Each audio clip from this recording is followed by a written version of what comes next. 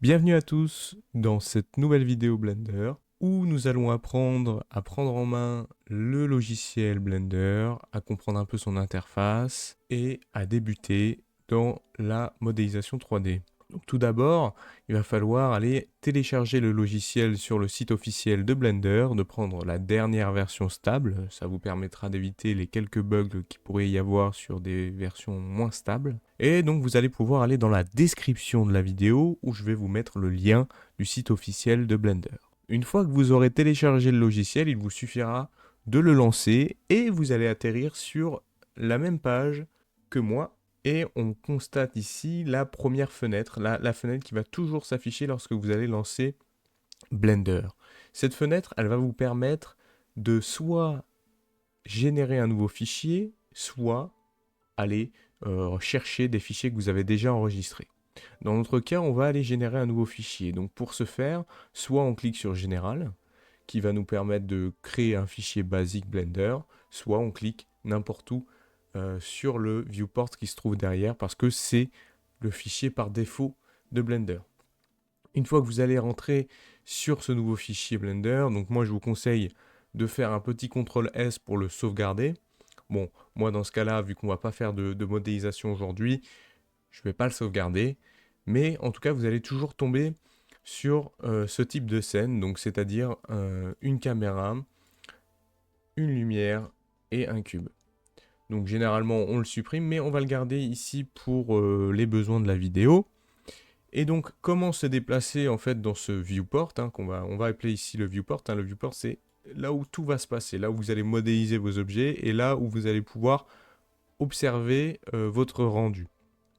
Donc c'est la partie la plus importante, on va dire, de Blender. Et comment on va faire pour se déplacer dans ce viewport?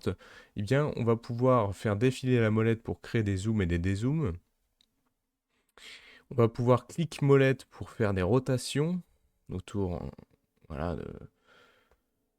de votre 3D cursor.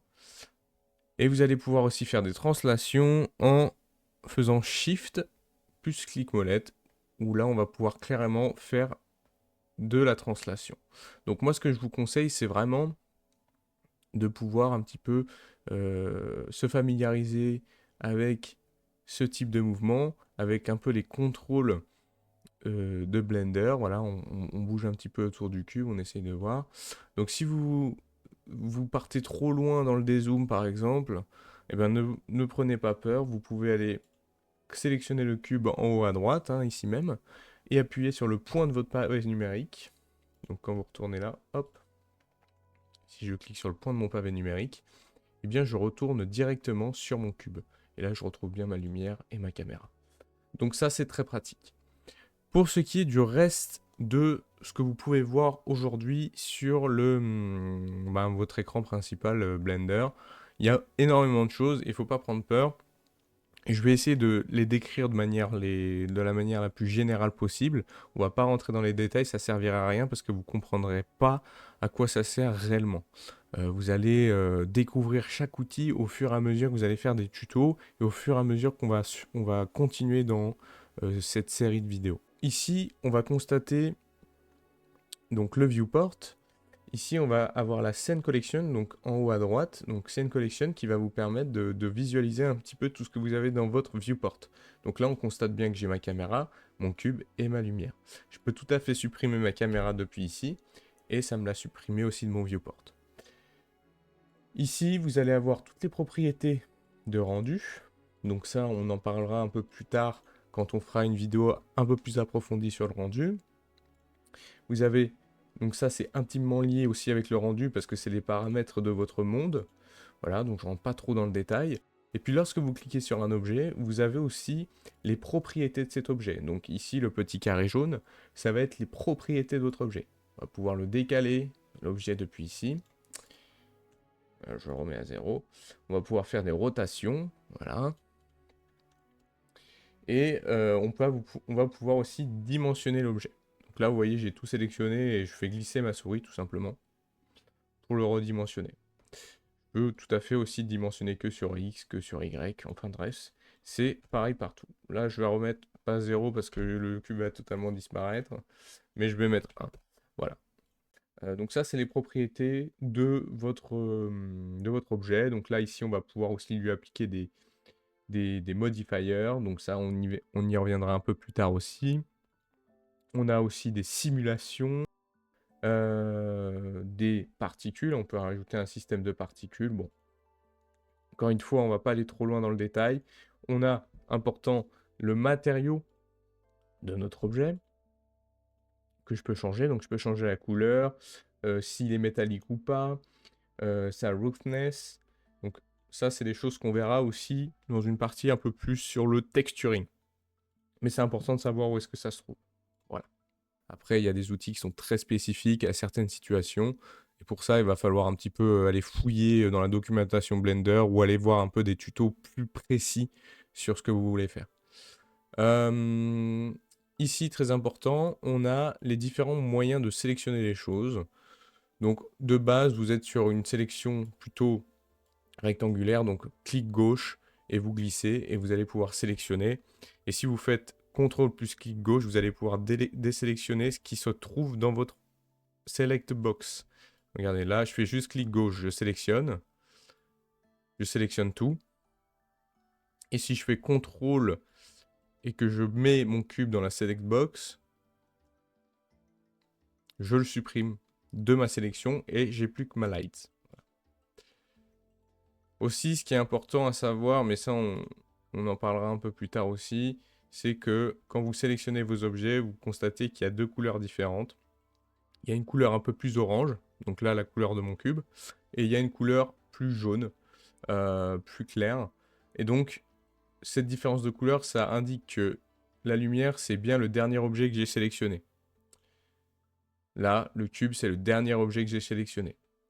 Donc pour sélectionner des choses comme ça, c'est très simple. Il suffit de faire Shift, clic gauche, et là j'appuie encore, je reste appuyé sur Shift et je fais clic gauche sur ma light. Donc du coup j'ai pu sélectionner les deux. Et ça fait exactement la même chose que ma select box. Après j'ai différentes choses. Je peux sélectionner de manière différente les choses. Par exemple j'ai le select circle qui va me permettre de tout simplement, en glissant ma souris, en restant appuyé sur clic gauche, sélectionner mes objets. Je peux tout à fait aussi en désélectionner en cliquant, en appuyant sur CTRL. Et je peux tout à fait resélectionner mes objets comme ça. Cliquant sur CTRL, je les désélectionne. Ensuite, on a le Select Lasso. Donc ça, clairement, on va juste faire une forme particulière. Là, par exemple, ça va me sélectionner que ma lampe. Là, ça me sélectionne les deux. Et encore une fois, je peux faire le CTRL plus clic gauche qui va me permettre de désélectionner des objets. Donc ça, c'est important. Les autres points sont un peu moins intéressants parce qu'en fait, on va utiliser des raccourcis. Ici, vous avez donc plein de patterns pour faire différentes choses dans le logiciel. Donc, vous pouvez tout à fait faire de la modélisation, toute simple, de la sculpture. Voilà, donc c'est un autre panneau, mais vous pouvez aussi faire du shading, donc c'est-à-dire créer un matériau pour votre objet. Et là, comme vous pouvez le voir, ici, quand je change la couleur du matériau, eh ben, la couleur de mon cube change. Donc c'est parce qu'en fait on est dans un mode particulier. On va retourner sur le layout. Il faut savoir qu'on peut tout à fait aussi choisir de faire nos propres dispositions. Par exemple là je suis vraiment dans le layout classique. Là j'ai la timeline pour l'animation, mais imaginons que je veux uniquement faire de la modélisation et que la timeline ne m'intéresse pas et qu'elle me prend trop de place sur l'écran. Je peux soit aller sur modélisation, donc comme vous pouvez le voir, ça me l'a supprimé, soit je peux tout à fait prendre le coin inférieur gauche de ma fenêtre de mon viewport. Voilà, donc comme vous pouvez le constater ici, je vais clic gauche et je vais glisser vers le bas. Et là, vous voyez que l'interface a un petit peu changé. On voit que mon viewport est plus clair et ma timeline va être un peu plus sombre. Et on voit que mon curseur, c'est devenu une flèche qui se dirige vers le bas. Donc clairement, si je relâche là, mon viewport va prendre toute la place. Donc ça, c'est vraiment cool. J'aimerais vous montrer un petit peu comment on déplace les objets de manière simple et sans utiliser les touches qu'il y a ici. Le but, c'est d'utiliser vos raccourcis. Et en utilisant vos raccourcis, vous allez fortement améliorer la vitesse à laquelle vous allez modéliser.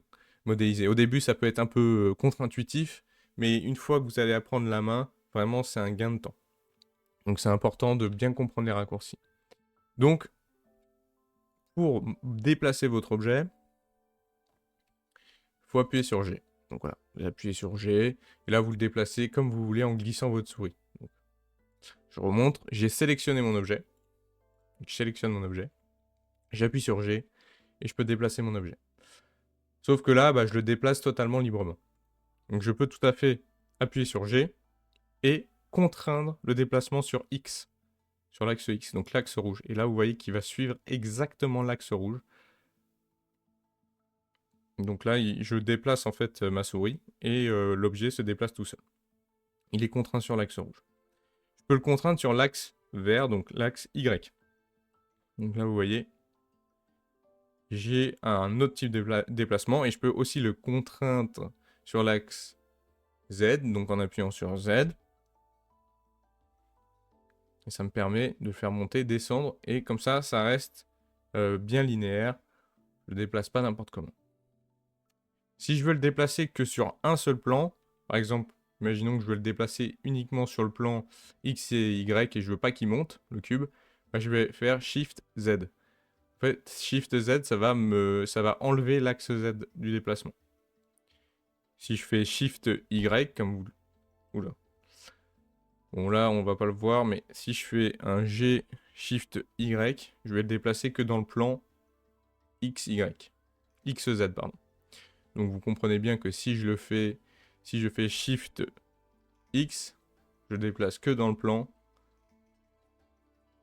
ZY. Voilà.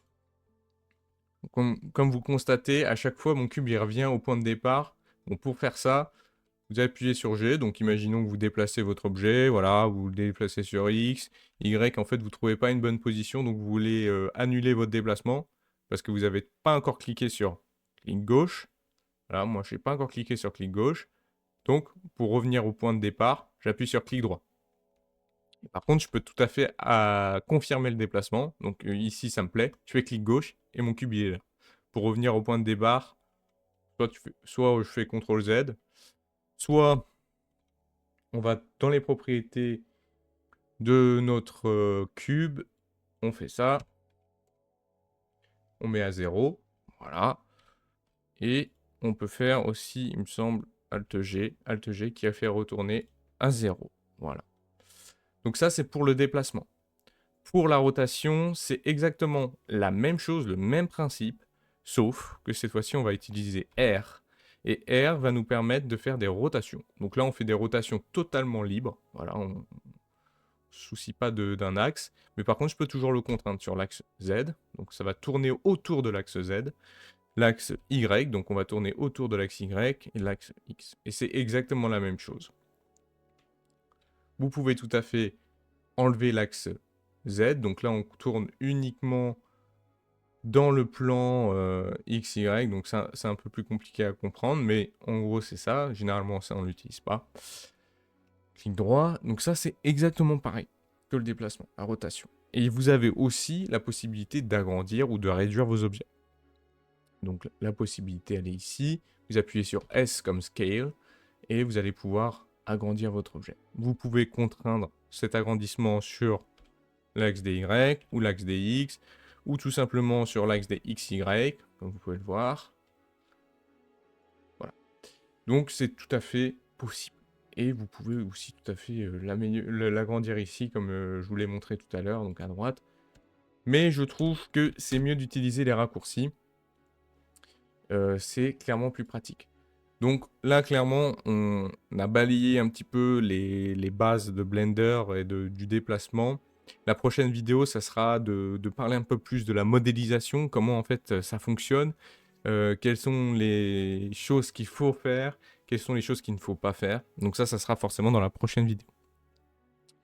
Donc si cette vidéo vous a plu et vous a apporté pas mal d'éléments, n'hésitez pas à commenter et à me dire ce que vous en avez pensé. N'hésitez pas aussi à me dire ce que vous voulez que je traite dans de prochaines vidéos. Et puis surtout, n'hésitez pas à vous abonner pour soutenir la chaîne. Merci à tous et je vous souhaite une bonne fin de journée.